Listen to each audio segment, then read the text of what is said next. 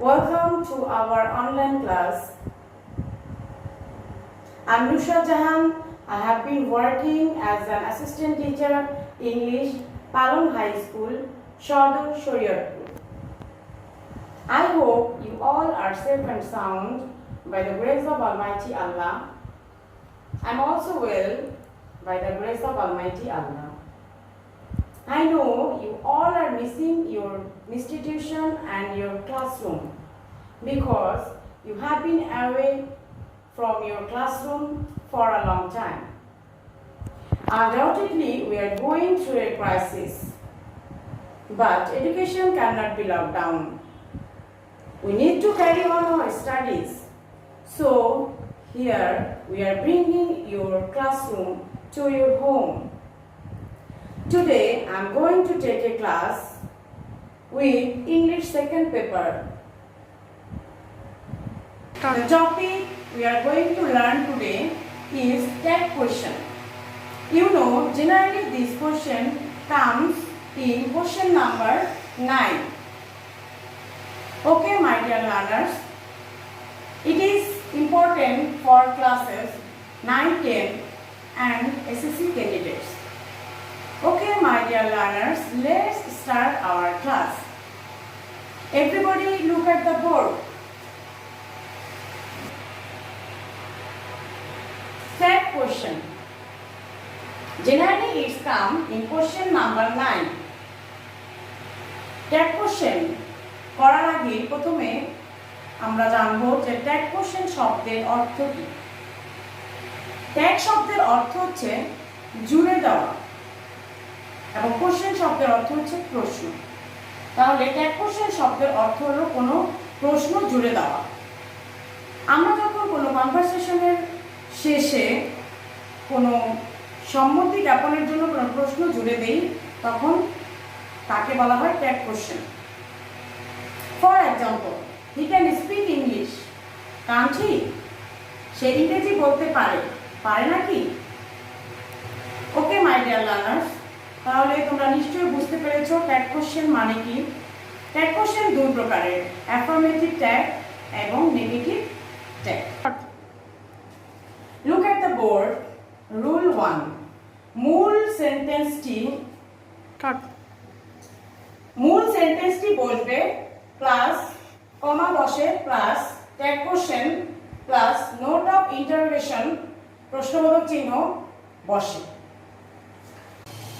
যেমন he will play football. এখানে পুরো সেন্টেন্সটা দেওয়া আছে। তোমাদের পরীক্ষায় কোশ্চেন নাম্বার 9 এটা আসবে এবং তোমাদের 5টি সেন্টেন্স দেওয়া থাকবে। সেই 5টি সেন্টেন্স দেওয়া থাকবে A B C D E, এভাবে 5টি কোশ্চেন দেওয়া থাকবে। তোমাদের এভাবে পুরো কোশ্চেনটা উঠিয়ে নিতে হবে, তারপরে ট্যাগ কোশ্চেন বসাতে হবে। হি উইল প্লে ফুটবল, পুরো মূল সেন্টেন্সটি বসবে, তারপরে একটা কমা বসবে, তারপরে ট্যাগ কোশ্চেন বসবে, তারপরে শেষে নোট অফ ইন্টারোগেশন চিহ্ন বসবে। Okay, let's move on. Rule number 2, tag কোশ্চেনের সাবজেক্ট সব সময় মূল সেন্টেন্সের প্রোনাউন হিসেবে বসে। For example, Rina will sing a folk song, won't she? Rahim went to Dhaka yesterday, didn't he? তোমরা দেখো রিনা এখানে সাবজেক্ট এবং এর পরিবর্তে এখানে প্রোনাউন বসছে she, এবং রহিম এখানে সাবজেক্ট, এর প্রোনাউন বসেছে হি।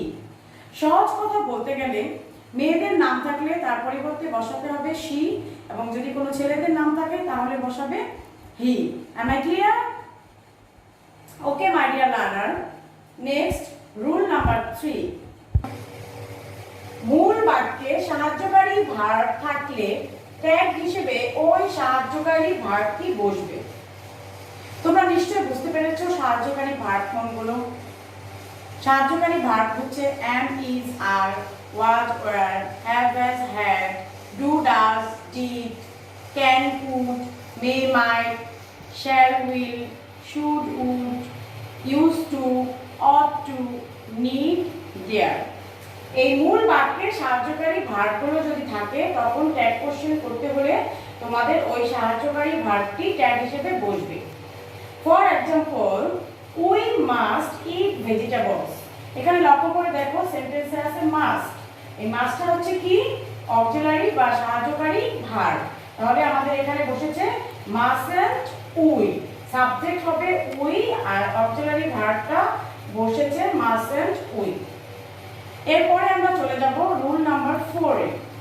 মূল সেন্টেন্সটি অ্যাফার্মেটিভ হলে ট্যাগ কোশ্চেনটি নেগেটিভ হবে। তোমরা লক্ষ্য করে শোনো, মূল সেন্টেন্সটি যদি অ্যাফার্মেটিভ হয়, হ্যাঁ বোধক হয়, তবে ট্যাগ কোশ্চেনটি হবে নেগেটিভ, মানে না বোধক। For example, he may pass the exam.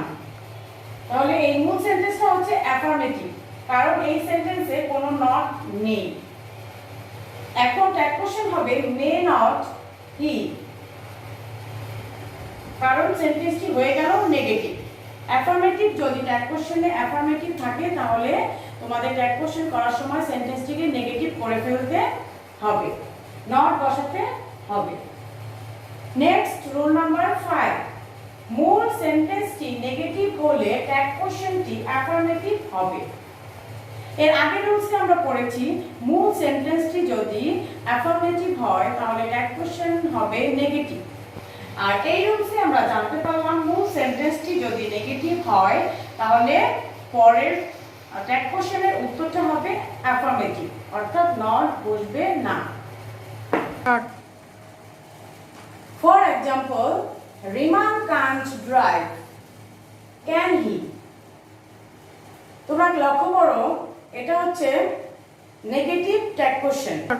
Okay my dear learners, look at the board. Riman can't drive, can he. এখানে উত্তরটা হয়ে গিয়েছে অ্যাফার্মেটিভ ট্যাগ, কারণ এখানে নট আছে, এজন্য তোমাদের উত্তরটা হয়ে যাবে অ্যাফার্মেটিভ। যদি কোনো অ্যাফার্মেটিভ সেন্টেন্স থাকে তাহলে উত্তরটা ট্যাগ কোশ্চেনের উত্তর হবে নেগেটিভ ট্যাগ, আর যদি নেগেটিভ ট্যাগ কোশ্চেন থাকে তাহলে উত্তর হবে অ্যাফার্মেটিভ। Do you understand?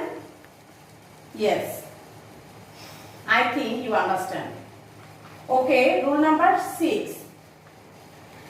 স্টেটমেন্টের সাবজেক্ট যদি everybody, everyone, somebody, someone হয় তবে সাবজেক্ট হিসেবে they বসে। Listen to me very carefully. স্টেটমেন্টের সাবজেক্ট যদি everybody, everyone, somebody, someone যে কোনো একটি হয় তাহলে তোমরা সাবজেক্ট হিসেবে ইউজ করবে হচ্ছে they. For example, everybody liked you। এখানে এই সেন্টেন্সে কি আছে দেখো তোমরা, everybody liked you। এখানে এটা পাস্ট টেন্সে আছে, এজন্য এখানে অক্সিলারি ভার্ব হিসেবে ব্যবহৃত হয়েছে did। তাহলে উত্তরটা হবে didn't they। they হলো কিভাবে, everybody সাবজেক্ট হিসেবে আছে, এজন্য এখানে সাবজেক্ট হিসেবে ব্যবহৃত হয়েছে they। তোমরা লক্ষ্য করো স্টেটমেন্টের সাবজেক্ট যদি everybody, everyone, somebody, someone হয় তবে সাবজেক্ট হিসেবে they বসে। everybody liked you, এখানে আমরা বসিয়েছি didn't they। they হয়েছে কি জন্য, কারণ এখানে সাবজেক্ট আছে everybody আর এটা পাস্ট টেন্সে আছে, এজন্য এখানে ব্যবহৃত হয়েছে did। উত্তরটা হবে didn't they। Am I clear? Okay, my dear learners.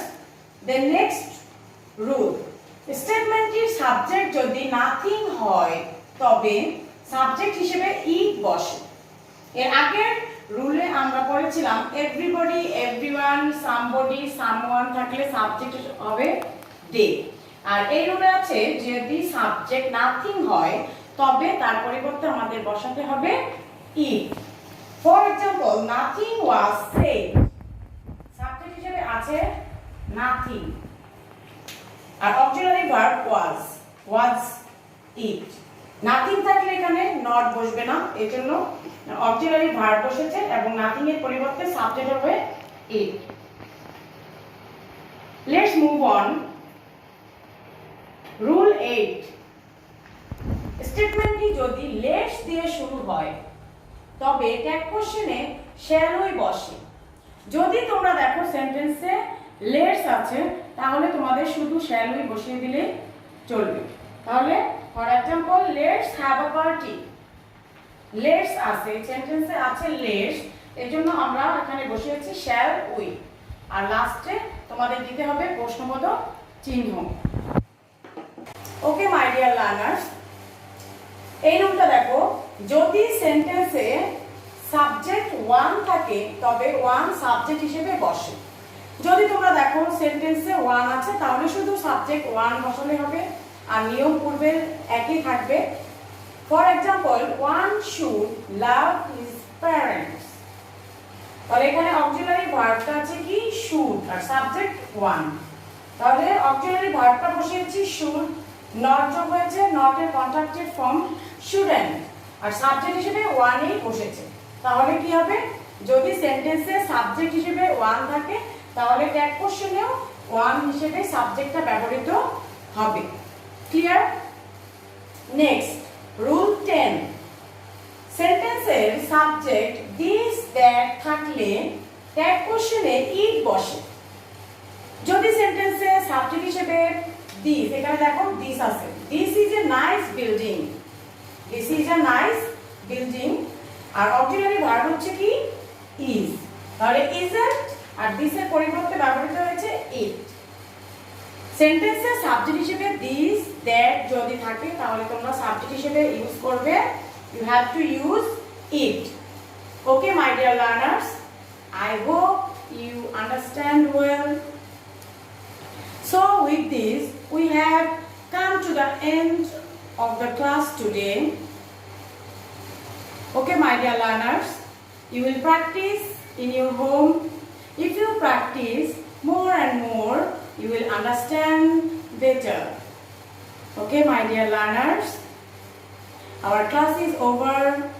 See you the next class. Stay home, stay safe. Allah Hafiz.